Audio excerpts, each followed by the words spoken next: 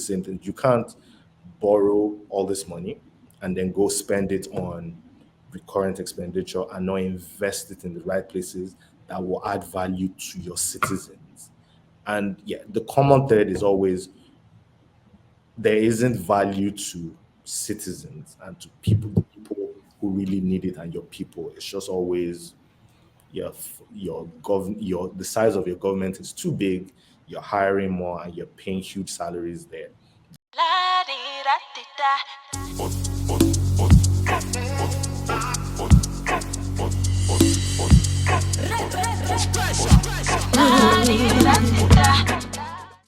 Well, all right. Welcome everybody to Back to Africa on Focus.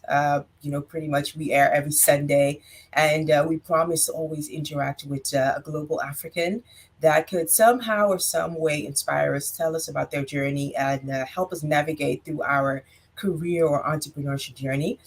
Donnie is not feeling too well today, or he might have joined us on this one, but he's definitely going to be back on the next conversation. And one that I had the honor to meet, during my let's say my going about in the city of Amsterdam was one who was also passing through Amsterdam at an Africa Invest Summit. And we got to talking, and the conversation was actually so engaging that I knew I had to bring him on the show. And also, of course, shout out to Andile, who brought up the connections. Andile seemed to just be well connected to so many people. And I said, you know what? We have to get this person on. Now, Africa on Focus is brought to you on High Radio, powered by Austin. And here is where we share our success stories. Today, we're actually going to talk to one who is quite familiar with many spaces, many relevant spaces as it is today.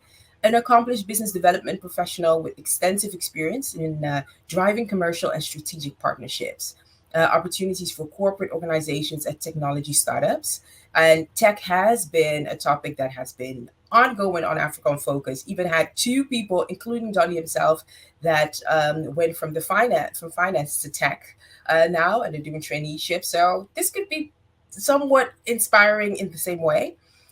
He currently leads partnerships in Africa at Founders Factory Africa, a venture development company headquartered in Johannesburg, where he creates value for portfolio companies by building strategic business relationships that lead to growth. Building values are so much necessary, and I believe he's going to add some value to our journey as well. That is among many other things that he does. But without further ado, let us welcome Ayotunde to the talk. Hello, Ayotunde. How are you doing? I'm well. Hi, Augustina. How are you today? Thank you for having me. Yeah, and thank you for making time. So, which place in the world are you now? I know 2 weeks ago it was Amsterdam. Where can we Yes. find you at this point? I'm in Toronto at the moment. I'm in Toronto at the moment. Yes. Right, right, Mhm. right, right. Yeah. So it's I think this is the place where your family is as well. So it Yes. probably feels good to be home. Yeah. Toronto is home now. It's been home for a year now. We moved here about this time last year, actually, July 11th last year. So we Yeah. moved here last year, and yeah, so it's home now. My family lives here. My wife loves it. My 5-year-old daughter loves it. Have a 3-month-old son now, and Oh, yeah, look at that. well, 3 months in 2 weeks. So yeah, but yeah, Right. have a 3-month-old son. But yeah, they love it here. I love it here, Yeah, and yeah, but yeah, moved here. Yeah, that's good. it's If been the awesome. family's happy, happy wife, happy Yeah, family, that is the happy life, right? yeah, it makes everything easier. I'm allowed. It enables me go do my thing out in the world and travel to places and Right. work. If not, yeah, I'd have to stay home half the time. Super. Yeah. Super, super. Mhm. And on a Sunday like this, what keeps you busy on like a yeah, any Sunday as today? Well, so Sundays are generally pretty calm. It's generally just doing a couple of things around the house, helping my daughter with her homework, and Yeah. yeah, just chilling with the family, running around. And yeah, just at some point I might go for a walk. We Yeah. live by the lake, so I might go for a walk along the lake at some point. But generally it's Mhm. just pretty relaxed day, just getting things to the house and then getting ready for work the next day. But Sundays are pretty relaxed and It's a pretty relaxed relaxed day. days. Yeah. Yeah, yeah, that's a good Mhm. one. Yep. Relaxing day is very much needed as the week probably starts. Yep. I totally agree. Well, looking at who you are, well, prior to joining Founders Factory Africa, you were also senior health Hmm. financing specialist at Sterling Bank. So you came from the world of banking, which is, quite intense and everything. Hmm. Where you use finance to improve access to quality and affordable healthcare for Nigerians, which is Hmm. quite specific. And I just would like to know from that space, well, how did you discover why you're doing what you're doing? Because that seems really much like you thought that out and discovered somewhere along the line what you want to do with all of the knowledge that you have. That's a really good question because for a really long time, I had no idea what I wanted to do. Yeah. And so, I mean, I grew up on a university campus. Both my parents are professors. And so, I mean, Oh, you go through school, you go through uni, you go through primary and secondary school, do all of that, not knowing what to do. Started out in the sciences, was terrible at it. I was failing really badly. And so yeah. my parents decided, you know what, try something else. So I tried social sciences, did that, and then got into uni, studied economics. And generally at the time, once you get out of school, the best jobs are generally in banking. And so I joined the Oh, bank. I joined the bank out after school. We in Nigeria, you go through a national orientation program. It's a national youth orientation program called NYSC. Did that for a year. Worked in GT Bank. Did that for, and then after the internship, moved into GT Bank properly. Was in retail banking. Did it for 2 years. right. Enjoyed it. Was pretty good at it. I went to do a master's in Scotland, business analysis and consulting. Did a really fun dissertation helping the police force in Scotland figure out how to evaluate performance. And so Right. you had metropolitan areas like Glasgow and Edinburgh, and then you had Dumfries and Galloways and the Shetlands and all of those places, and such different context to policing. One, you have high murders and robberies. In some places, you have just regular rural crimes, sheep stealing, things like that. And it Yeah. was just applying context to how you do that, right? And Mm, so did that, moved back to Nigeria after because I really wanted to move back to Nigeria. My parents wanted me to move back. So I moved back to Nigeria, got a job in another bank, did it for 7 months. It was retail banking. Hated it. I really hated it. Decided that it wasn't what I wanted to do. So I quit and just did my thing, working with a few friends, working on a few projects, got a project management license in during that time. And then randomly met this really awesome guy who was a group head at Sterling Bank. This was in 2015. Really awesome guy. He was starting out, he was head of innovation, and he was starting to look at how to do banking a little differently. How do we use banking to improve access to education? yeah.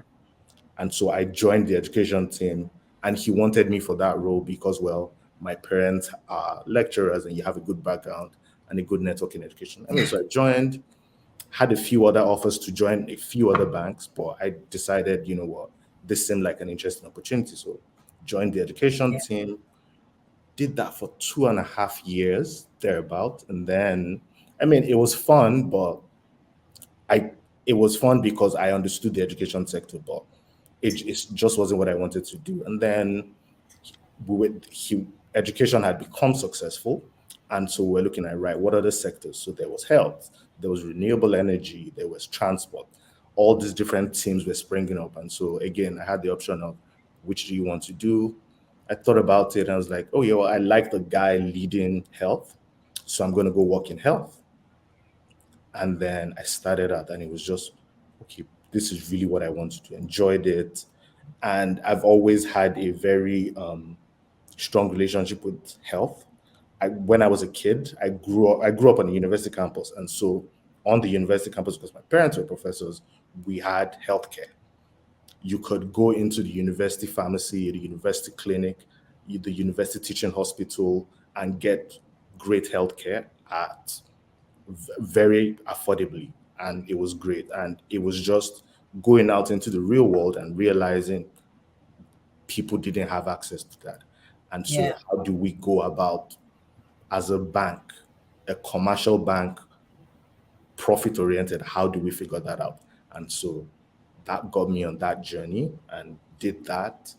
And I mean, so it was just, I had a few offers at that time for more money to leave Sterling Bank and join another bank. Decided not to, just because I thought I was on the right path with it. And interestingly, I came back to Amsterdam. I was in Amsterdam in 2019 again for a conference called the Global Impact Investing Forum, organized by the GIN. Did that, met a lot of people like minds who were thinking about how to improve access to healthcare, how to use finance to impact lives. And so it was just, so Amsterdam has a really great place in my heart because it's been a place where I Right. learned a lot and gotten along on this amazing journey that I've been. And so there Yeah. was that. And then so it's just been there, and then did that up until last year, and then randomly Founders Factory, the team then, the partnerships team then reached out to Sterling to say, hey guys, Yeah. we'd like to partner with you because you're an innovative bank. We like what you're doing, and so on and so forth. And so I engaged with them. And you know, this thing where your brain, once you become aware of an organization, you start seeing them everywhere and you start noticing them. Like when you It's want a to buy a trick, car, right? It's a mind trick. like when Yeah. you want to buy a car, immediately you decide, right, that's the car I want to buy. You start seeing it everywhere. Yeah. And Yeah. so a Sterling ad, a Founders Factory ad randomly popped up saying, right, we're looking for a partnerships manager. And I just applied randomly. It took a while, took about 2 months, went through the interview process and joined. And again, it was then switching from me being in the corporate space, engaging with startups, engaging with innovative organizations, and partnering with them to improve access to healthcare, to improve access to education, to switching over to the other side to helping startups in finance, in agri, to partner with corporate organizations and find value for both sides. And so, yeah, that's how I got where I am. There's a Yeah. lot more involved in that, but yeah, that's generally, Sure. yeah. This is the short version. Yeah. Yeah. So, listening to your journey, I mean, you've pretty much seen, many places in the world, and probably even a different world, right, from the campus where you went to school, Yes. where the healthcare and things was just on hand, or Mhm. as to where you go outside and it's not. There's probably, even two worlds in one geographical location. Mhm. I'm just thinking, do you think that you would have the same kind of options, or if you would have stayed in, what was it, Ireland? In Scotland. Scotland, right, right. No, If you would have no, stayed in Scotland, do you think it would have been the same? no, I don't think so. So, I mean, if I'd stayed there, I would have done a PhD because my parents, there was actually that option to say, hey, do you want to do a PhD and follow in our footsteps and become a lecturer and a professor too? And so, Wow.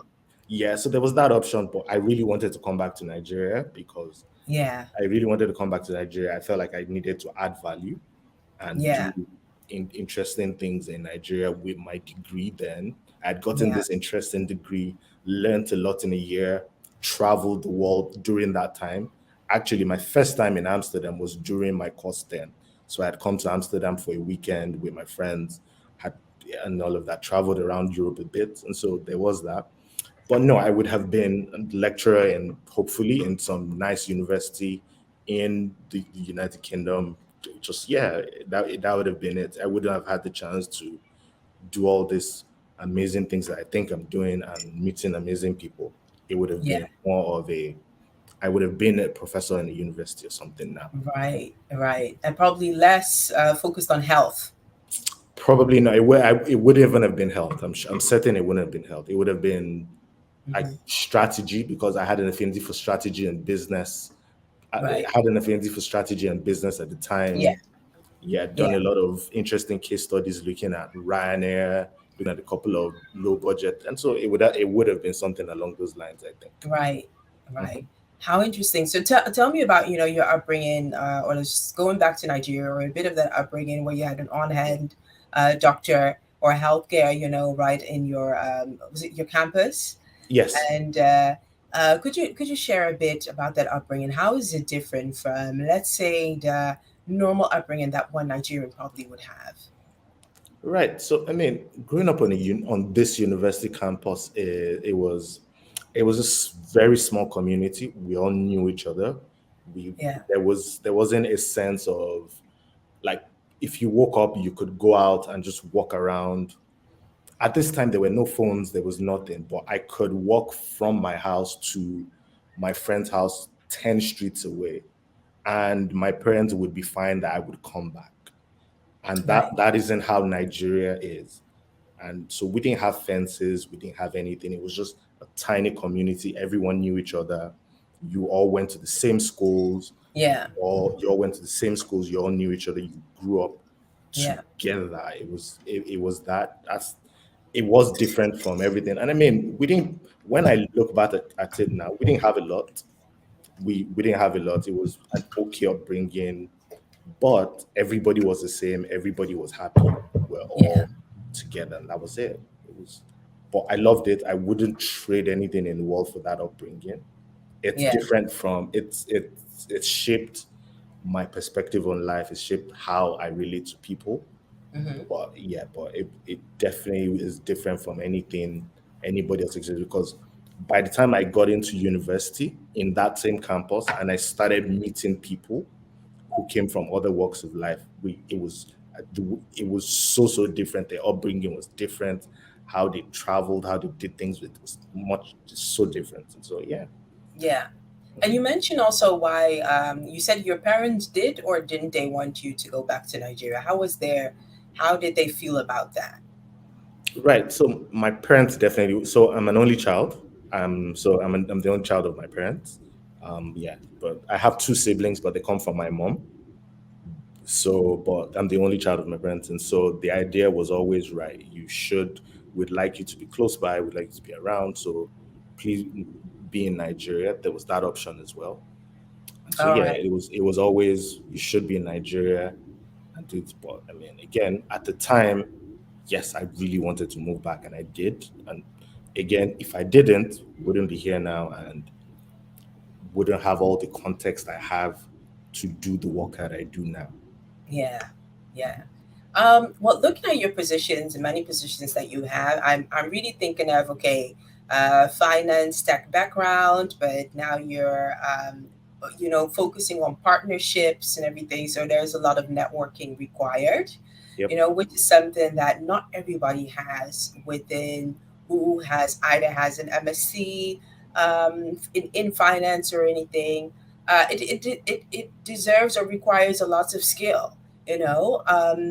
How could you share with us how have you been able to acquire the skill that is needed to be in your current function, which focuses a lot more on partnerships, which the picture I have would probably be more of relationship management. Yep.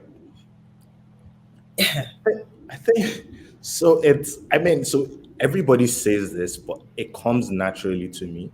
And Yeah, so I've had to think about it a lot to understand, right, what is it that I do that is different. So I think it's at the core of it is building relationships. And yeah, the way I've always thought about relationships is, how can I be of value to you? So if I meet at a conference today and we speak and you tell me something really interesting about the work you're doing, and it just I remember that, I hold on to it, and whilst I'm in the world doing my other things and if I see something that will be of value to you, I will reach out and say, hey, I saw this.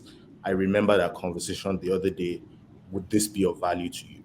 yeah, And it's just, and what that does is, even if you don't need it immediately, even if it just shows that I remember that conversation, I thought about it, and I reached out. And what that it just creates a rapport.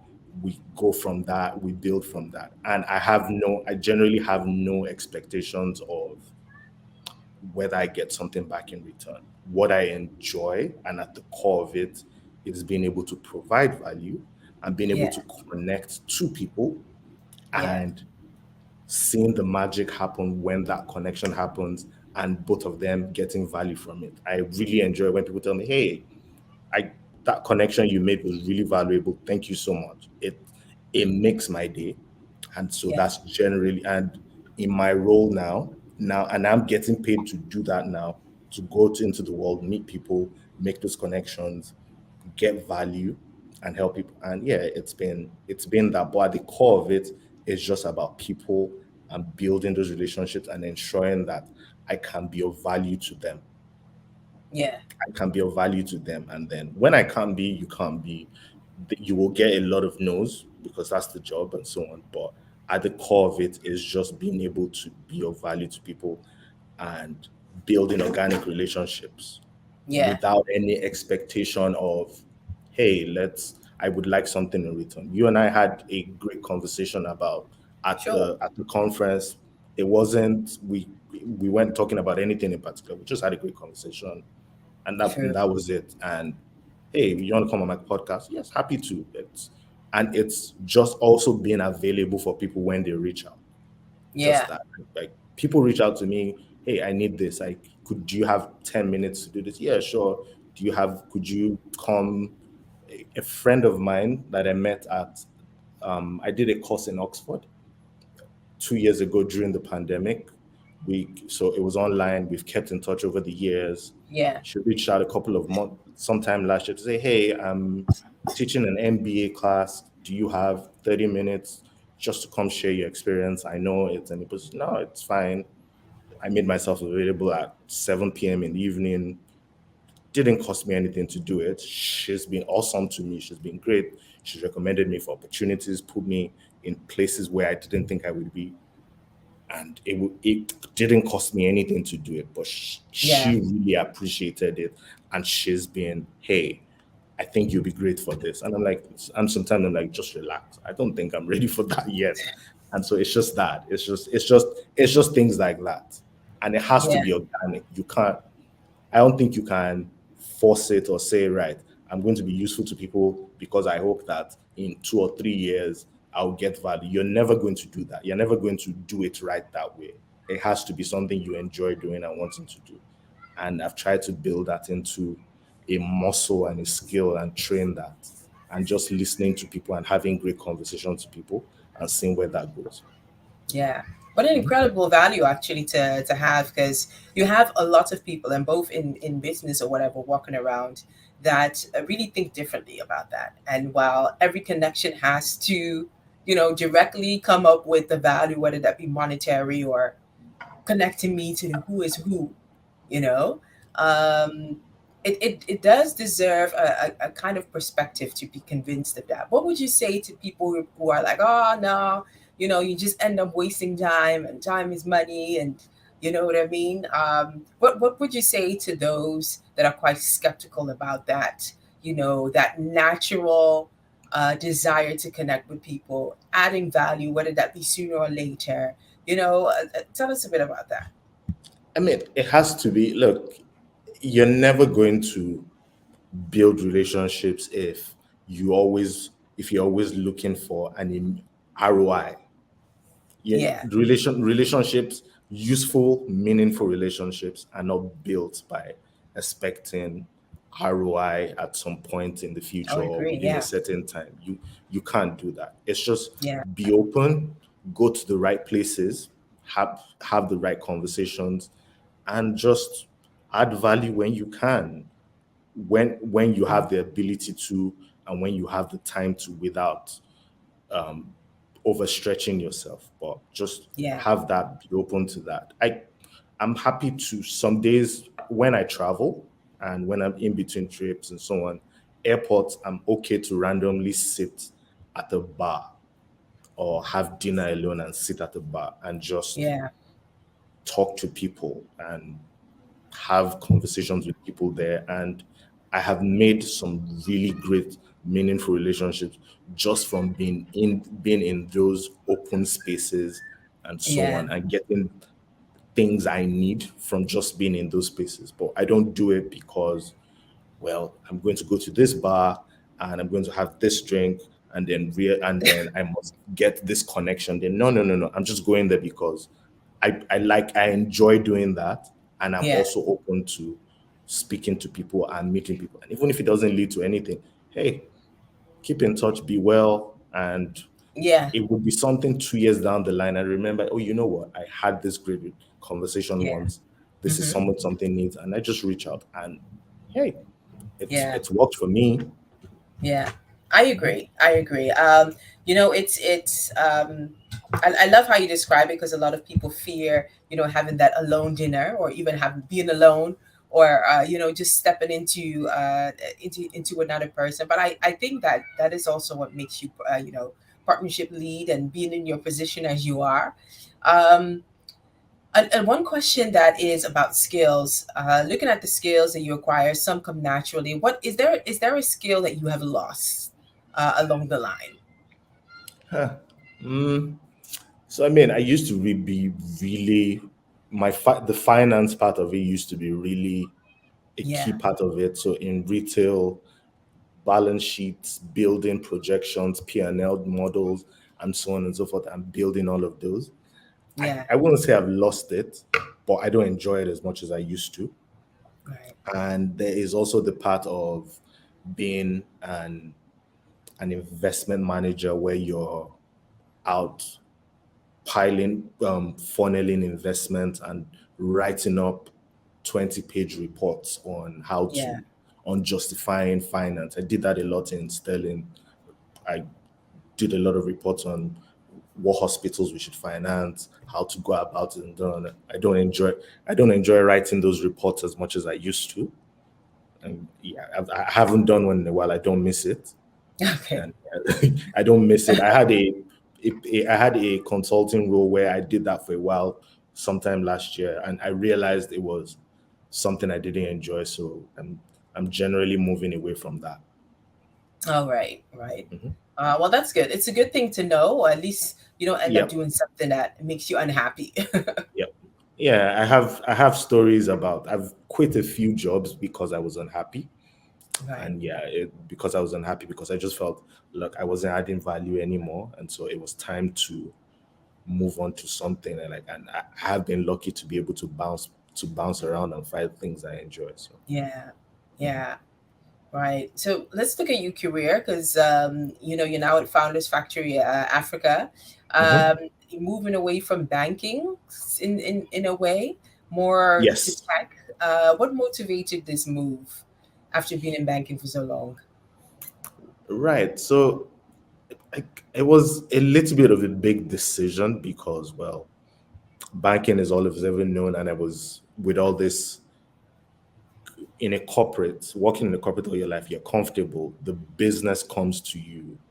You have the support system and Hmm. all of that structure that a corporate gives you. And so it was just about doing something very impactful.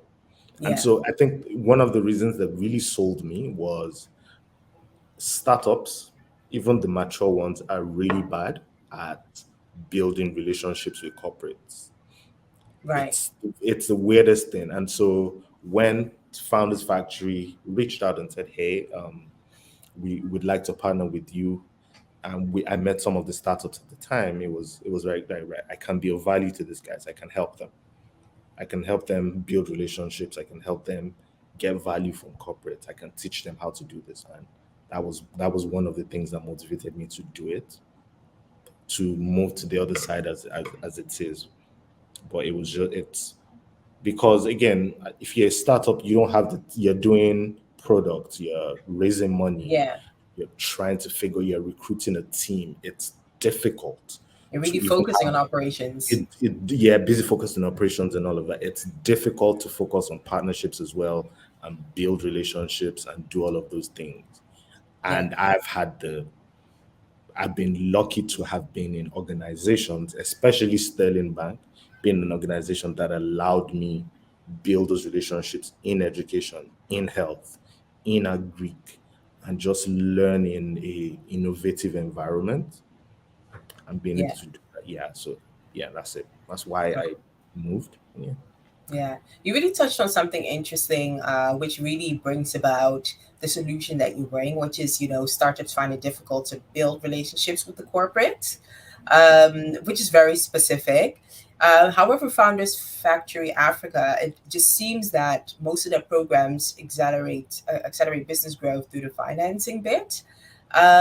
What would you say, is money the reason why startups fail in Africa? What is your take on that? Just mentioning what you just shared right now. I think startups fail. There are a bunch of reasons why startups fail. Like there's money, there's product market fit, and so on. However, I think there's also what Founders Factory solves, and what we try to solve for, especially, is ensuring that founders have access to the right resources at the right time. And so what is great about Founders Factory is if you come into the program, you suddenly have a team of 45 plus people across product, investment, growth, partnerships, strategy, technology. All of you suddenly have a team around that helping you move from point A to point F. And that's the value. It's the right resources at the right time. Right. Yeah. And so it's that's the way we, because again, if you have money and you can't hire the right product team at that time, you're still going to fail. If you can't track your metrics well, you're still going to fail, or you can't get repeat usage, you're still going to fail. Even if you've raised capital, that capital will eventually run out. If you can't build the right B2B relationships that enable distribution and get you the assets you need to scale, there is that. And then we also have the corporate, where a corporate backed startup, a corporate backed accelerator. And so what that means is our investors are corporates. And so our startups also have access to their resources, their expertise, their market as well. And so that I would say those are some of the important things that we do. Right. Mhm. Got you. Got you. Now let's talk a bit about Africa. You Please. are an investing specialist. What mistakes do you see in investments made in Africa? Is there a common thread? Well, so it's different. So there's the governments make the mistakes that they make, and they're notorious for that. And then there are the mistakes that people. So there's market size, right? So when people talk about investments in Africa, the first thing that comes up is, or in Nigeria, is we have a population of 200 million people. Yeah. However, you need to go a step further to say, in that population, what is the actual market size? How many people are actually willing to pay for your product? And how Right. many, when they're now willing, how many are able to? And then how do you build a product that people are happy to give their money for? Because in Africa, we have a lot of competing resources. With the poverty rates in in Africa are really high. And so you have a very small disposable income that is competing. You have so many resources competing with disposable income. How do you ensure that the product you build is great and essential enough that people are happy to part with that disposable income to take that on a sustainable level? And so that's generally where people make mistakes. You just look at the market size and say, hey, there's a huge market size in Africa. Let's put money. No. What is the actual market size? Yeah. And when there's a market size, what are you doing uniquely to ensure people want to pay for your product? Yeah. That's generally how I think about it.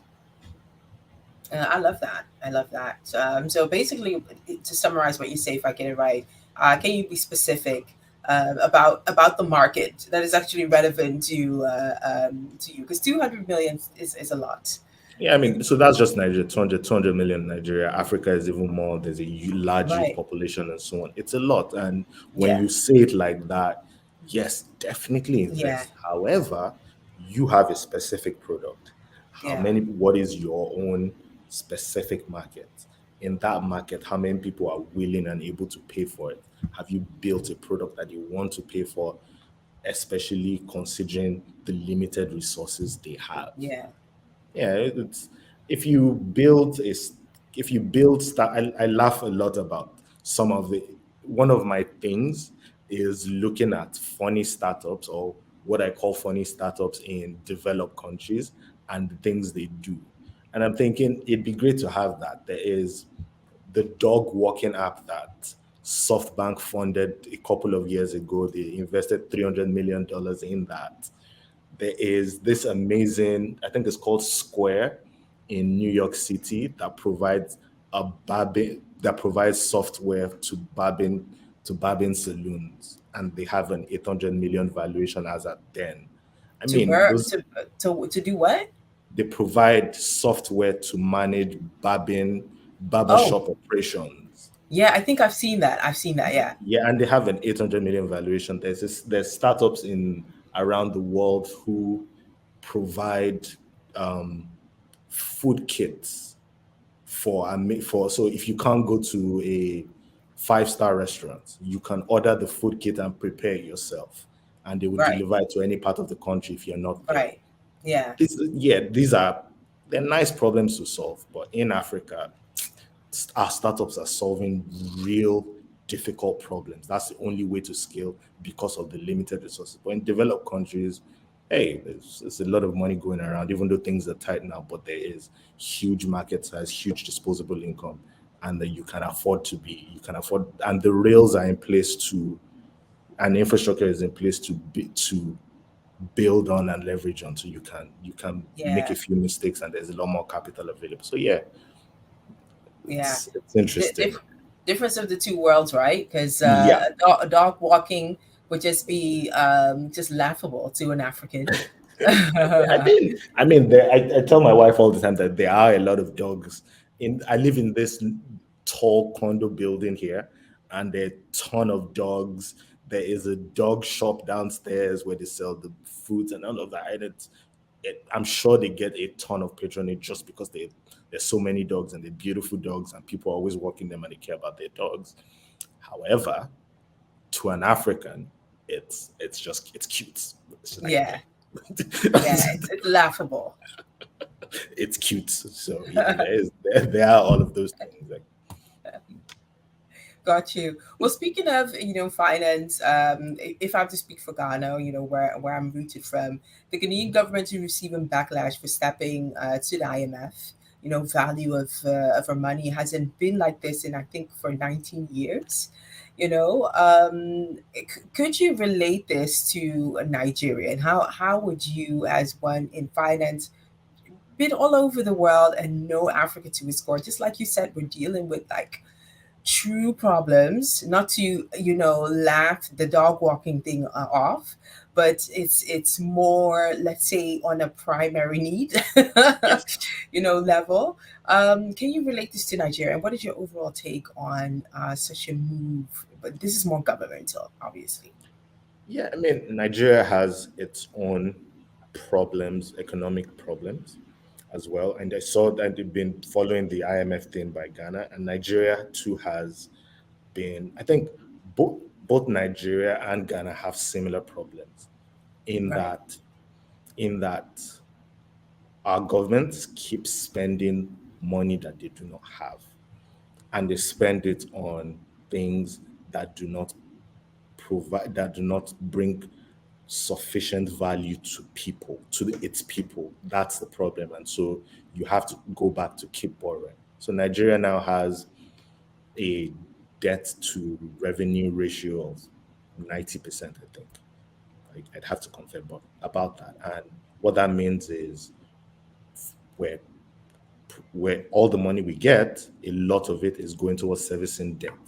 And so, and the government borrows, and a lot of that borrowing goes to recurrent expenditure and paying salaries. There's nothing wrong with borrowing. All the developed countries of the world have huge debt profiles, but they're investing in infrastructure, they're investing in education, they're investing in healthcare, investing in their people, and you can see those results. In Nigeria and in Ghana, we're not doing that. Spend money. you borrow money, you spend it on things that do not bring sufficient returns to your people in education, in health, and in all of those, in agriculture, in those really important things.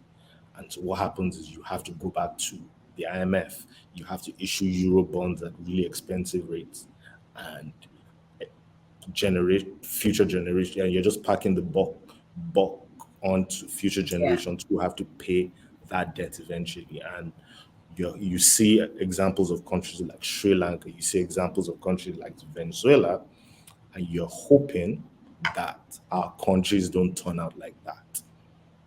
And you're hoping that at some point things change and we start making the right decisions about how we're spending the limited resources that we have.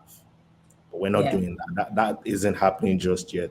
Everybody is just acting like things are the same and nothing will happen. There are no consequences for all of this bad spending and bad borrowing that we keep doing. And yeah, Yeah. it's relatable. Ghana, Nigeria, it's it, those are the problems, and we're going Yeah. to be in a lot of trouble if we don't address those things eventually.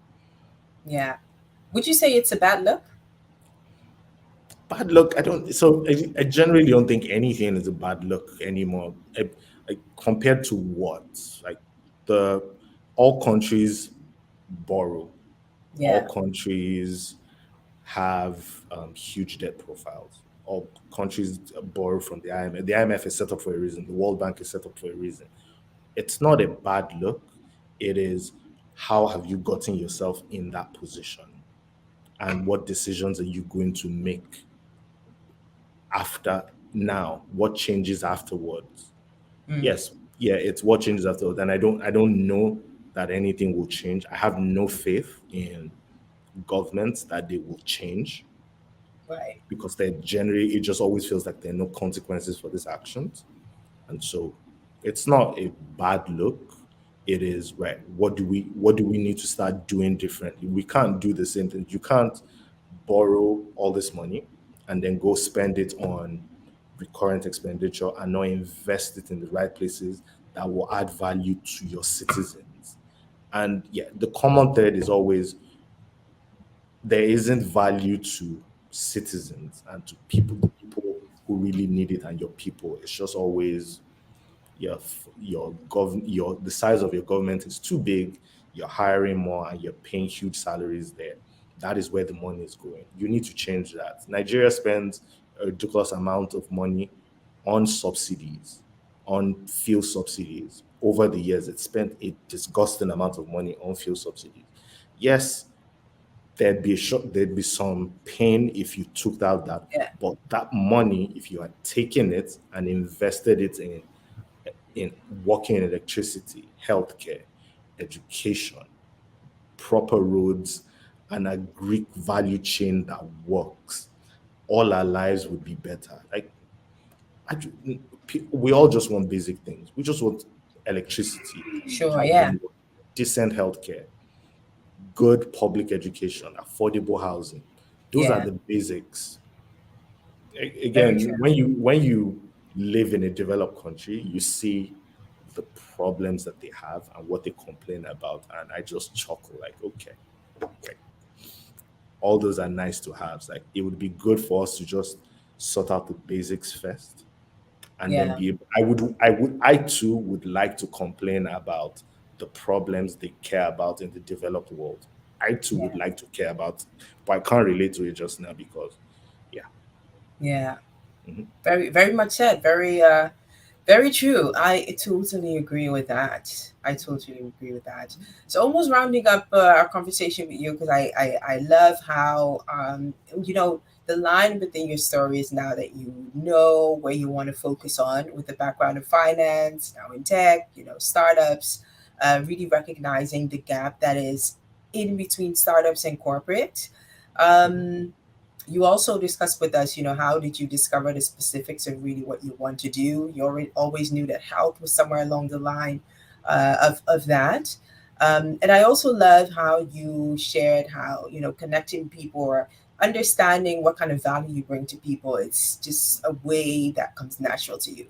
You know what I mean? And just being able to identify that within a person and simply be on your way. It really sounds, very easy, but we speak to a lot of people within that career that haven't been able to tap into that specific, of what they want to do, what they need to do. Yes, they probably have all kinds of degrees and everything, of that. Rounding up, could you give some maybe share a bit of how you were able to discover that, where you bumped heads, and how what would you recommend another in finding that? Run that by me again. I didn't quite get that. I Yeah, lost you for. so what would you recommend to somebody who is lost, in that road and who also wants to tap into that specific of why am I here, Mhm. aside from all the degrees? And feel free to also share a bit about your own story where maybe you have missed it or you bumped your head. Right. I think I have a couple of young people who I talk to and who I work with, Yeah, and they ask me this all the time. And what I tell them is, don't worry about it too much. Don't worry about right. I haven't found my niche. I haven't put it in the work you do now, in your role now. Do do it well. yeah, Talk to people. Talk to your bosses. Do it well. Be open to meeting people. Add value so they remember you. yeah. Be open to opportunities. If you Hmm. need to go, if you decide at some point you want to go do a master's degree, you're not in school, you want to go do a master's degree, you want to do, yeah, do that. It's just be open to things, but don't worry about, oh, I haven't found my niche and so I'm in trouble. Just no, I didn't figure out what I wanted till what 2018. It was 5 years ago. And I had been working, I got out of school, out of university in 2008. I started my first job basically in 2008. Right. And I mean, I did roles, hated them, got skipped. I, in my time at Sterling, right? It was a team of four. We Hmm. started the education team, had a really great first year. Everybody in the team got promoted. I didn't. And I wanted to go crazy. I wanted to go crazy because, well, I had been a big part of the team. It didn't happen. And I was like, okay, Yeah.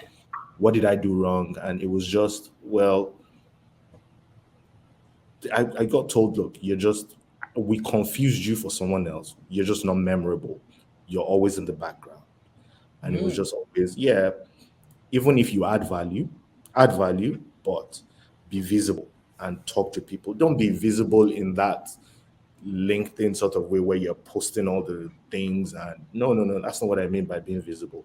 It's being valuable to people and adding value and letting them know that like you're there and you've added value and you've moved on, and not in words but in deeds. Be valuable in words and in deeds. Present.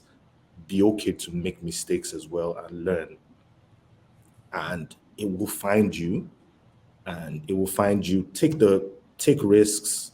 If you get the opportunity, be okay to hear no. Apply for roles that interest you, that you think you qualify for. Yeah. Build yourself towards that. Be okay to hear no.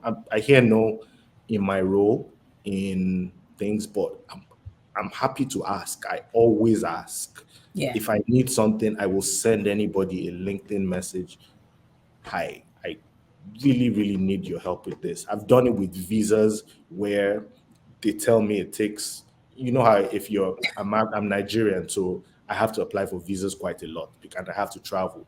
And so there are times where I need to make a trip in 5 days and I apply for the visa yesterday. And they tell you the processing time is going to be 15 days.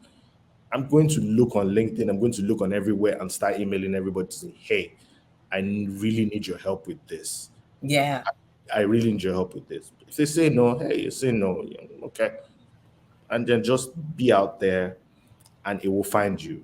And even if it doesn't, you've made connections and you've been valuable to people and you will keep going from that. But don't worry about finding your niche, especially early on and so on. It's you don't even know and it changes. I've done health.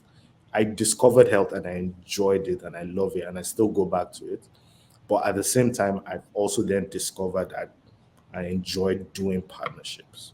And so I'm exploring that now and I'm seeing where it takes me. We'll see.